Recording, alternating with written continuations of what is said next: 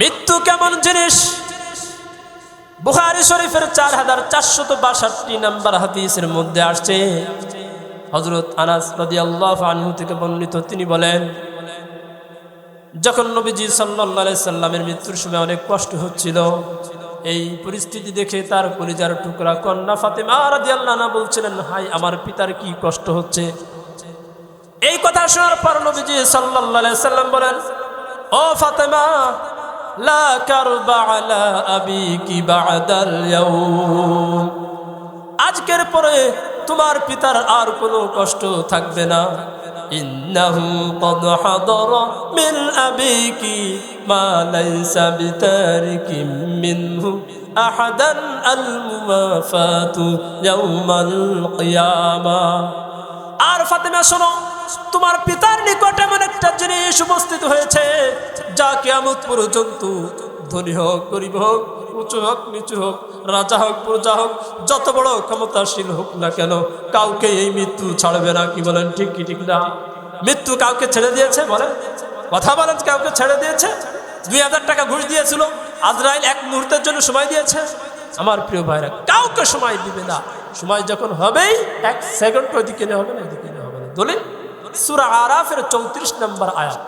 এই সূরাটা হচ্ছে 7 নম্বর সূরা, 8 নম্বর পারার 13 নম্বর পৃষ্ঠা 7 নম্বর লাইনে আল্লাহ তাআলা বলেন, ওয়ালিকুল্লি উম্মাতিন আজাল, এই পৃথিবীর প্রতিটা সম্প্রদায়ের জন্য একটা নির্দিষ্ট সময় রয়েছে।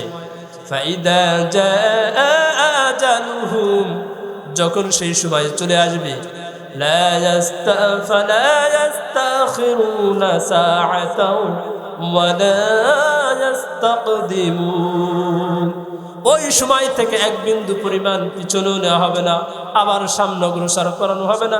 আজরাইল তার জানটা নিয়ে যাবেই। সূরা নিসার 78 নম্বর আয়াতে আসছে, আইনামা তাকুনু ইউদরিকুমুল মাউতু ওয়ালাউ কুনতুম ফি বুরুজিন মুশাইয়াদা, ও দুনিয়ার মানুষ, তুমি যেখানেই থাকো না কেন, মৃত্যু সেখানে তোমাকে পাকড়াও করবেই। মৃত্যু থেকে কেউ রক্ষা পাবে না। মৃত্যু হচ্ছে এমন এক যক্ষা, পাবে না কেউ রক্ষা। আমার প্রিয় ভাইরা, মানুষের জীবনটা কেমন একটু স্মৃতিচারণ করে এরপরে আমি শেষের দিকে একটু টানবো। মেহরবানি করে আর একটা লোক উঠবেন না ইনশাআল্লাহ। আমরা নিয়ত করতে পারি না ইনশাআল্লাহ? শেষ ভালো যা, বলেন, শেষ ভালো যা, সব ভালো তা। দরকার ছিল আরো অনেক আগে বসায় দেওয়া, 9টায় দিলে ভালো হইতো।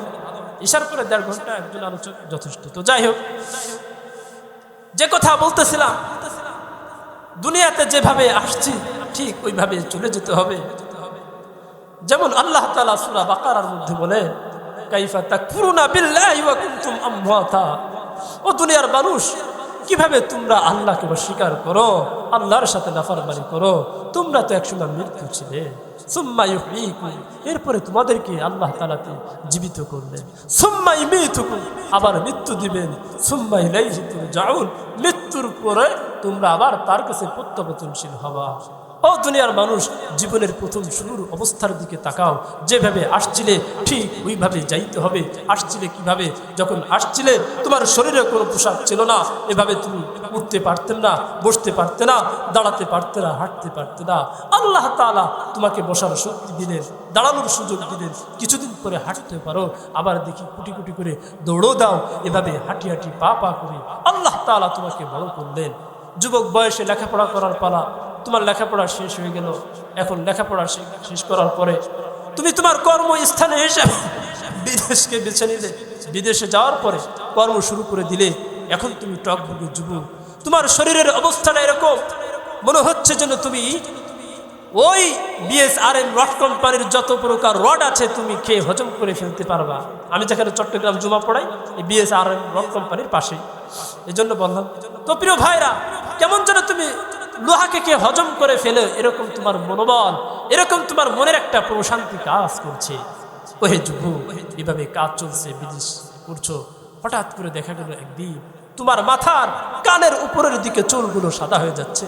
অর্থাৎ বৃদ্ধকালের মুয়াজ্জিন বিলাল যেন মৃত্যুর আযান দিয়ে দিচ্ছে। ওহে যুবক, এখন তুমি মৃত্যুর জন্য প্রস্তুতি নাও। কিছুদিন পর দেখা গেল এই টকবগে যুবক চুলগুলো সাদা হয়ে গেছে, দাড়িগুলো পাকা শুরু হয়ে গেছে। বিদেশে থাকার সাহস হারিয়ে ফেললো, শক্তি আর নাই, কমে আসছে। দেশে চলে আসছে। দেশে আসার পর এখন শরীরে বললাই লাঠি তার নিত্যদিনের সাথী, লাঠি ভর দিয়ে একবার ওই চন্দনী বাজার যায় আসে, এইভাবেই চলছে। একদিন হঠাৎ করে এই বৃদ্ধ বাড়ি থেকে বের হয়েছে, লাঠি ভর দিয়ে রাস্তার এক কিনারা দিয়ে চুপি সরে যাচ্ছে, নিচের দিকে তাকিয়ে। হঠাৎ করে দূর থেকে এক যুবক দেখে ভাবছে এই বৃদ্ধ বুঝি রাস্তায় কি যেন হারিয়েছে, আমি ওনাকে জিজ্ঞেস করবো। যাই জিজ্ঞেস করছে, ওহে বুড়ো, ওহে বৃদ্ধ, ওগো দাদা, তুমি কি জন্য হারিয়েছো? এরকম মনে হচ্ছে নিচের দিকে তাকিয়ে কি তালাশ করছে বলো তো দেখি। এবার এই বৃদ্ধ উত্তর দেয়, ওরে যুবক, এই রাস্তায় আমি আমার যৌবন কালকে হারিয়েছি। এবার এই যুবক বলে, ওরে বৃদ্ধ, তোমার ওই জং ধরা যৌবন আর কোনোদিন রং ধরে ফিরে আসবে না। এই তো মানুষের জীবনের নিয়তি, কি বলেন ঠিক কি ঠিক না? আমার প্রিয় ভাইরা, কিছুদিন চলতে চলতে এখন চন্দনী বাজারও যেতে পারে না লাঠি ভর দিয়ে, বাড়ির মধ্যে সীমাবদ্ধ হয়েছে। একবার ঘরের ভিতরে ঢুকে একবার ঘরের বাইরে আসে, কিছুদিন পরে ঘরের বাইরেও বের হতে পারে না, খাটের মধ্যে শুয়ে থাকে। যেভাবে আত্মীয়রা শোয়া রাখে ওইভাবে তাকে শুয়ে থাকতে হয়। শুইতে শুইতে ফিটের নিচে ঠোস পড়ে গেছে। সন্তানেরা বাজার থেকে ঘা হয়ে গেছে, ঘাকে ভালো করার জন্য বলো মানে ওই বাবার ঘা তো আর ভালো হয় না। আমার প্রিয় ভাইরা, এত চেষ্টা করে এত ডাক্তার কবিরাজ দেখা, এরপরও তার অসুখ সারে না, ওই ঘা ভালো হয় না। আমার প্রিয় ভাইরা, কিছুদিন পর দেখা যায় পায়ের আঙ্গুলের মাথার দিক থেকে উপরের দিকে আস্তে আস্তে ঠান্ডা হয়ে আসছে, নিস্তেজ হয়ে আসছে। মুমূর্ষ ব্যক্তি দেখবেন এরকমই অবস্থা হয়, কি বলেন ঠিক ঠিক না? বুকের কাছে শুধু দুকিনেটা বাকি আছে। এই অবস্থায় পাশে বসে কেউ সূরা ইয়াসিনের পড়ছে, কেউ কালিমা শরীফের তালকিন দিচ্ছে, পাশে বসে তার স্ত্রী আছে, তার মেয়ে আছে, তার আপনজনেরা আছে। সে কি যেন বলতে চায় মুখ নাড়িয়ে, কিন্তু সে মুখ নাড়িয়ে কিছুই বলতে পারে না, তার মুখের শক্তিটা হারিয়ে ফেলেছে। কি বলবে? ঠোঁটি নড়ে আর দু চোখ বেয়ে চোখের অশ্রু ঝরছে। আমার প্রিয় ভাইরা, কিছুক্ষণ পর দেখা যায় তার বুকের দুঃখেরটা বন্ধ হয়ে যায়। পাশে দাঁড়িয়ে পাশে বসে তার কলিজার টুকরা ভেবে পেল, গো বাবা, তুমি জীবনের শেষ কথাটুকু আমার সাথে বলে গেলে না। প্রিয়তমা স্ত্রী বলে, ওগো আমার প্রিয় স্বামী, তুমি চলে গেলে শেষ কথাটুকু কি ছিল, তোমার শেষ মনোবাসনাটা কি ছিল, সেটা তুমি আমার কাছে বলে গেলে না। জীবনের কত সুখ দুঃখের কথাই না কথা আমার কাছে বলেছ, আজকে তুমি শেষ মুহূর্তে একটা কথা তুমি আমাকে বলে গেলে না। আমার প্রিয় ভাইরা, ঠিক আমি আমার বাবার জন্য গত সেপ্টেম্বরের 2 তারিখে এরকমই আফসোস করেছিলাম, অনেক চেষ্টা করেছিলাম। ঢাকার এসে ফরিদপুরের হৃৎপিণ্ড হাসপাতালে 250 বেড হাসপাতালে 2 হাসপাতালে ছিল, জীবনের শেষ কথাটুকু বলতে চেয়েছিলাম, কিন্তু বলতে পারিনি। কি জানি বলে ঠোঁট নাড়িয়ে ভাষায় প্রকাশ করা যায় না, আমিও বুঝি না। যাই হোক, তার জীবনের শেষ কোনো একটা কাকুতির কথাই সে বলে গিয়েছিল। প্রিয় ভাইরা, এতক্ষণ যখন মারা গেল, মরে যাওয়ার পর কেউ চলে গেল মাইকিং করতে, অমুক আর দুনিয়াতে নাই। কেউ চলে গেল কবর খনন করতে, কেউ চলে গেল বড়ই পাতা দিয়ে গরম পানি করতে, কেউ চলে গেল কাফনের কাপড় আনতে, কেউ চলে গেল বাঁশ কাটতে। আমার প্রিয় ভাইরা, পানি গরম হয়ে গেল। পানি গরম হয়ে যাওয়ার পর এখন এই মৃত্যু ব্যক্তিকে তার বানানো, তার মাথার গাম পায়ে ফেলে যেই ঘরটা নির্মাণ করেছিল, ওই ঘর থেকে এই যে তাকে বের করা হচ্ছে, এই যে তাকে বের করা হচ্ছে, আর কোনোদিন কিন্তু তাকে তার ওই ঘরে ফিরে দেওয়া হবে না। কি বলেন ঠিক কি ঠিক না? এক কথা বলেন ঠিক কি ঠিক না? কি ফেরত দিয়েছিলেন? আপনার বাবাকে আনছিলেন ঘরে? আমি তো আমার বাবাকে ফেরত দিইনি, আরে নাই আমার বাবার ঘর। প্রিয় ভাইরা, শুধু এই দিনটা আপনার বাবার দাদার নয়, এই দিনটা আমারও একদিন আসবে। কি বলেন ঠিক কি ঠিক না? আমার প্রিয় ভাইরা, গোসল হয়ে গেল। গোসল হয়ে যাওয়ার পর এখন সাদা 3 টুকরা কাফনের ভিতরে ঢুকাই দিল। পুরুষ হলে 3টা, মহিলা হলে 5টা। মাথার কাছে একটা বাঁধন দেয় কি দেয় না? এই কথা বলেন, দেয় কি দেয় না? মাঝখানে একটা হাতের কাছে বাঁধন দেয় কি দেয় না? পায়ের কাছে একটা বাঁধন দেয় কি দেয় না? মাথার কাছের বাঁধন কি বলে জানেন? কিরে, তোর ব্রেনের শক্তি কোথায়? এই ব্রেন দিয়ে কতই না খেলা খেলেছিস, কতজনকে মিথ্যা মামলা দিয়েছিস, গুম করেছিস, খুন করেছিস, সুদ খেয়েছিস, ঘুষ খেয়েছিস, প্রতিবেশীর হক নষ্ট করেছিস, ভাইয়ের হক নষ্ট করেছিস, তোর প্রতিবেশীর বোনের ইজ্জত নষ্ট করেছিস, এভাবে কতই না গুনার কাজ করেছিস। তোর ব্রেনের সব শক্তি শেষ, সব বাহাদুরি শেষ, সব মস্তানি শেষ। এই ব্রেন আর আছে। কি বলেন ঠিক কি ঠিক? হাতের কাছের বাঁধন যেন বলে, কিরে এই হাত দিয়ে কতজনকে চড় থাপড় মেরেছিস, গুলি চালিয়েছিস, উসমান হাদিকে গুলি চালিয়েছিলি, কই রে তোর সেই দুনিয়ার বাহাদুরি, আওয়ামী লীগ বিএনপির বাহাদুরি? এভাবে আরো যত দল আছে সমস্ত দলকে লক্ষ্য করে ভেবে বলবে, কই তোদের সেই জামাতে ইসলাম, ইসলামী ছাত্র আন্দোলন, যাই হোক না কেন, যে যে অপরাধী হবে প্রত্যেকটা অপরাধীকে ডেকে বলবে তোর হাতের শক্তি কোথায়, সব শেষ। এভাবে পায়ের কাছের বাঁধন বলবে, কিরে এই পা দিয়ে কতই না গুনাহ করেছিস, পা দিয়ে দৌড়াই গিয়েছিল আরেকজনকে মারার জন্য, এই আরেকজনের জমি দখল করার জন্য, আল ঠেলার জন্য, সামান্য 1 ফুটা ইঞ্চির জমির জন্য মারামারি খুনোখুনি, গ্রামকে গ্রাম এভাবে মামলা হামলায় তছনছ করে দিয়েছিলি। আমার দেশে এরকম আছে কি নাই বলেন? এই কথা বলেন, আছে কি নাই? তোর পায়ের শক্তি শেষ, আর বাহাদুরি চলবে না। আমার প্রিয় ভাইরা, এতক্ষণ ইমাম সাহেব চলে আসছে, ইমাম সাহেবের নেতৃত্বে জানাজার নামাজ হয়ে গেল। এখন এই মৃত্যু ব্যক্তিকে জানাজার খাটের উপর শোয়া এমন একটা স্থানের দিকে নিয়ে যাওয়া হয়, যেই স্থানে দিনের বেলায় যেহেতু মানুষ ভয় পেত, দূর রাত্রেবেলা দেখা যেত দূর থেকে টিম টিম করে জোনাকি পোকা জ্বলতে। হাদিসের মধ্যে আসছে, যখন মৃত্যু ব্যক্তিকে কবরস্থানের দিকে নিয়ে যাওয়া হয়, মৃত্যু ব্যক্তি এত পরিমাণ কান্না চিৎকার করতে থাকে, তার কান্না চিৎকার মানুষ আর জিন ব্যতীত পৃথিবীর সকল প্রাণীরা শুনতে পায়। যদি মানুষ শুনত তার কান্নার আওয়াজ, আমার বিশ্বাস হাদিসের মধ্যে আসছে, ওই মানুষটাকে ওই কবরের দিকে নিত না, তাকে তার বাড়িতে অথবা দুনিয়ার জমিনেই রেখে দিত। কিন্তু আল্লাহ তাআলা এই নিজাম রাখেন নাই, মানুষ শুনতে পায় না, জিনও শুনতে পায় না।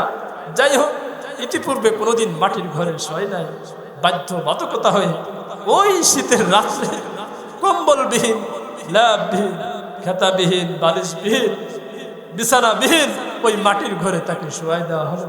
শোয়ানোর পর কবরে 3 ব্যক্তি নামে দেখবেন, অধিকাংশ সময় পায়ের কাছে একজন নামে, মাঝখানে একজন নামে, মাথার কাছে একজন নামে।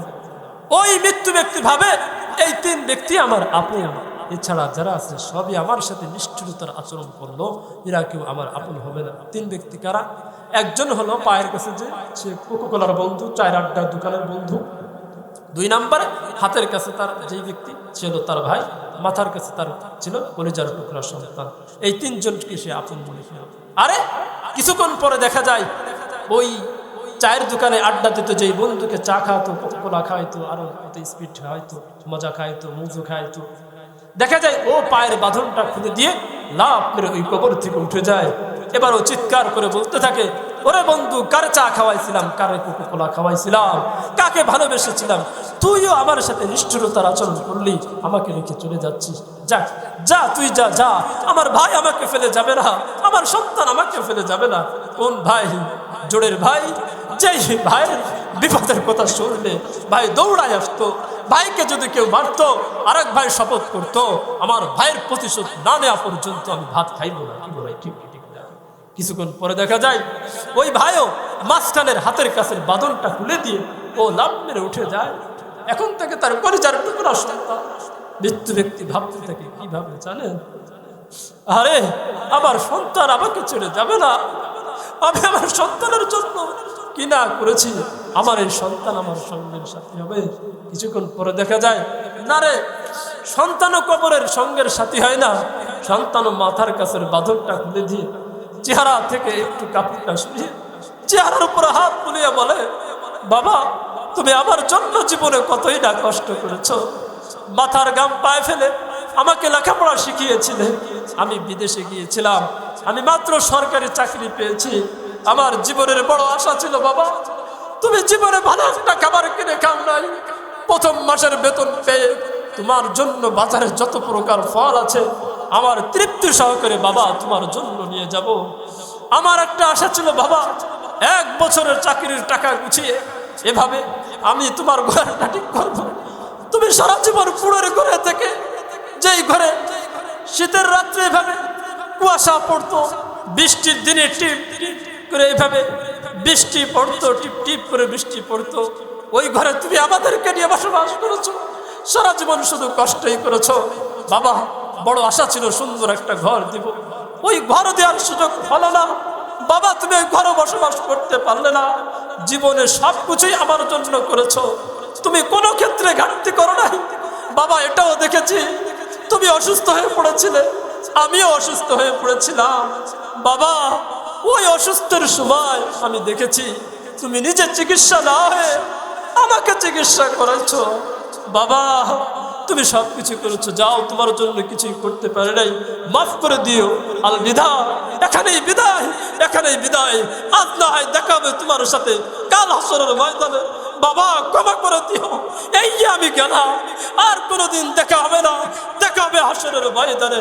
ও আমার কলিজার টুকরা চন্দনবাসী, ও আমার মাতৃভূমি বনমারীবাসী, ও আমার ফরিদপুরবাসী, শোনো, ওই দিনটা শুধু তোমার বাবার নয়, ওই দিনটা শুধু তোমার দাদার নয়, ওই দিনটা শুধু তোমার বন্ধুর নয়, ওই দিনটা শুধু তোমার প্রতিবেশী নয়, ওই দিনটা তোমার শুধু তোমার কোনো মুরব্বীর নয়। গত শুক্রবারে চলে গেলেন মাওলানা হিলালউদ্দিন সাহেব রহমতুল্লাহ আলাইহি। ওই দিনটা শুধু মাওলানা হিলালউদ্দিন সাহেবের নয়, ওই দিনটা শুধু আল্লামা আহমদ শফি রহমতুল্লাহের নয়, ওই দিনটা আমি নাসিরেরও হবে, আপনারও হবে, আপনার বিবিরও হবে, আপনার সন্তানের হবে। এই এখানে যারা বসে আছি, যারা দুনিয়াতে আসবো, সবার ক্ষেত্রে এই আচরণ করা হবে। কি বলেন, ঠিক কি ঠিক না? এখন ওই কবরের ব্যক্তি, তার উপর টনকে টন, মনকে মন মাটি চাপা দেওয়া হয়। ওই অবস্থায় সেই একাকী পড়ে থাকে, কেউ কিন্তু কবরের সাথী হয় না। কি বলেন, ঠিক কি ঠিক না? হ্যাঁ বলেন, কবরের সঙ্গের সাথী কেউ হয়? কবরের সঙ্গের সাথী হবে কোনটা জানেন? কোথায় ছিলাম, কোথায় এলাম, কেন এলাম, কোথায় যাব? ওই যে আল্লাহ তাআলা পাঠাইছেন দুনিয়াতে রবের ইবাদত করার জন্য, এই কথাগুলো ভেবে রবের ইবাদত হবে পাঁচটা জিনিসের উপর। কয়টা বলে? পাঁচটা। কালিমা, নামাজ, রোজা, হজ, যাকাত। যারা তাদের ব্যক্তিগত জীবনে, পারিবারিক জীবনে, সামাজিক জীবনে, রাষ্ট্রীয় জীবনে, আন্তর্জাতিক জীবনে, জীবনের প্রত্যেকটা ধাপে ধাপে, বাঁকে বাঁকে, রন্দে রন্দে ইসলামকে যারা মেনে চলবে, আদর্শ মুসলিম পরিবার যারা গড়বে, আদর্শ মুসলিম মা যারা হবে, আদর্শ যুবক যারা হবে, আদর্শ যুবতী যারা হবে, আদর্শ বাবা যারা হবে, আদর্শ সন্তান যারা হবে, আদর্শ প্রতিবেশী যারা হবে, আদর্শ রাজনৈতিক লিডার যারা হবে, রাজনৈতিক ক্যাডার যারা হবে, এভাবে প্রত্যেকটা অঙ্গনে যখন আদর্শ মানুষ তৈরি হবে, তখন আল্লাহ রাব্বুল আলামিন আমার উপর সন্তুষ্টি হয়ে, যেই জান্নাত থেকে দুনিয়াতে আসছিলাম, আল্লাহ আবার ওই সন্তুষ্টি হয়ে ওই জান্নাত দান করবেন। সুবহানাল্লাহ। তাহলে দুনিয়াতে আসছি কিসের জন্য বলেন? ইবাদত করার জন্য। আল্লাহ তাআলা আমাদেরকে ইবাদত করার তৌফিক দান করেন, শুকর করেন, আমিন। কবরে যখন যাব, ভালো করলে জান্নাত, মন্দ করলে জাহান্নাম ছাড়া আর কোনো উপায় থাকে। এই জন্য ভালো করে খেয়াল করেন, দুনিয়ার জীবনের শুরু আছে, একদিন শেষ হয়ে যাবে, কিন্তু আখিরাতের জীবন কোনোদিন শেষ হবে না। মৃত্যু নামক যেই জিনিসটা আছে, ফুলসিরাতের রাস্তার উপর এভাবে একত্রিত করে প্রাণীর আকার ধারণ করে ওটাকে জবেহ করে দেওয়া হবে। দলিল বুখারী শরীফের 6545 নম্বর হাদিস। আন নবী হুরায়রা রাদিয়াল্লাহু আনহু قال, হযরত আবু হুরায়রা রাদিয়াল্লাহু আনহু থেকে বর্ণিত, তিনি বলেন, قال রাসূলুল্লাহ সাল্লাল্লাহু আলাইহি ওয়াসাল্লাম, নবীজি সাল্লাল্লাহু আলাইহি সাল্লাম ইরশাদ করেছেন, ইউতা বিল মাউতি ইয়াউমাল কিয়ামাতি ফায়ুকাফু আলাস সিরাত। কিয়ামতের দিন ফুলসিরাতের উপর মৃত্যুকে উপস্থিত করা হবে। ফায়ুকালু ইয়া আহলাল জান্নাহ, এরপরে আল্লাহ রাব্বুল আলামিন জান্নাতবাসীকে ডাক দিবেন, ও জান্নাতবাসী, খেয়াল করেন, ফায়াত্তালিউনা খায়ফিনা ওয়াজনিনা আইয়ুখরাজু মিন মাকানিহিম আল্লাযী হুম ফীহি। এবার জান্নাতবাসীরা উকি দিয়ে তাকাবে, হায় আল্লাহ, এই বুঝি আমাদেরকে সুখের স্থান জান্নাত থেকে বের করে অন্য কোন স্থানে নিয়ে যায় কিনা। যখন জান্নাতবাসী তাকাবে, এরপরে আল্লাহ তাআলা ফায়ুকালু ইয়া আহলান নার, জাহান্নামবাসীকে ডাক দিবেন, ও জাহান্নামবাসীরা, ফায়াত্তালিউনা মুস্তাবশিরিনা ফারিহিনা আইয়ুখরাজু মিন মাকানিহিম আল্লাযী হুম ফীহি। এবার জাহান্নামবাসীরা আনন্দে আত্মহারা হয়ে, উৎফুল্ল হয়ে এভাবে আল্লাহর দিকে তাকাবে যে কি আল্লাহ আমাদেরকে জাহান্নাম থেকে বের করে অন্য কোনো স্থানে নিয়ে যায় কিনা। ভালো করে খেয়াল করেন। এবার আল্লাহ রাব্বুল আলামিন মৃত্যুকে ফুলসিরাতের উপর প্রাণীর আকারে উপস্থিত করে বলবে উভয় দলকে, ফায়াকালু, উভয় দলকে বলা হবে, হাল তারিফুনা হাযা, ও জান্নাতবাসী ও জাহান্নামবাসীরা, তোমাদের উভয়কে বলছি, বলো তো দেখি এটা কি তোমরা চেনো নাকি? ক্বালু নাআম। এবার জান্নাতবাসী জাহান্নামবাসী উভয় দলই বলবে হে আল্লাহ চিনি। হাযাল মাউত, এটা হচ্ছে মাউত। দুনিয়াতে যে আমাদের মৃত্যু হয়েছিল ওটা তো দেখি সেই মৃত্যু, যেই জিনিসটা সেটা প্রাণীর আকার ধারণ করে তুমি এক জায়গায় একত্রিত করেছ। এবার নবীজি সাল্লাল্লাহু আলাইহি সাল্লাম বলেন ফায়ুমারু বিহি ফায়ুযবাহু আলা সিরাত। আল্লাহ রাব্বুল আলামিন নির্দেশে ফেরেশতারা ওই ফুলসিরাতের রাস্তার উপর মৃত্যু নামক ওই জিনিসটাকে এভাবে জবেহ করে দিবে, অর্থাৎ ধ্বংস করে দিবে। এবার আল্লাহ রাব্বুল আলামিন বলবেন ফায়ুকালু লিল ফারিকাইনি কিলাহুমা খুলুদুন ফিমা তাজিদুনা লা মাউতা ফিহি আবাদা। জান্নাত জাহান্নামবাসী উভয়কে বলবে ও জান্নাতবাসীরা, তোমরা এখন থেকে জান্নাতে চিরস্থায়ীভাবে বসবাস করতে থাকো। মৃত্যু নামক যে জিনিসটা আছে তোমাদের সামনে ধ্বংস করে দিলাম, মৃত্যু কোনোদিন আর তোমাদেরকে পাকড়াও করবে না। এবার জাহান্নামবাসীদেরকে বলবে ও জাহান্নামবাসীরা, তোমরা জাহান্নামে অনন্তকাল বসবাস করতে থাকো। এই মৃত্যু নামক যে জিনিসটা আছে সেই মৃত্যুকে তোমাদের সামনে জবেহ করে ধ্বংস করে দিলাম, তোমাদের ওই জাহান্নামে আর কোনোদিন মৃত্যু হবে না। আমার প্রিয় ভাইরা, কি বুঝলেন? দুনিয়ার জীবনের শুরু আছে, একদিন শেষ হয়ে যাবে, কিন্তু আখিরাতের জীবনের শুরু আছে, কোনোদিন শেষ হবে না। কেউ যদি চিরস্থায়ী জান্নাতে যায়, ওই জান্নাতের নিয়ামত শুরু আছে, কোনোদিন শেষ হবে না। কেউ যদি চিরস্থায়ীভাবে ঈমান হারা হয়ে, আল্লাহ তাআলা আমাদের হেফাজত করেন, জাহান্নামে যায়, তাহলে ওই জাহান্নামের অগ্নিশিখার অগ্নিদগ্ধ শাস্তি শুরু হবে, আর কোনোদিন শেষ হবে না। কি বলেন? ঠিক কি ঠিক না?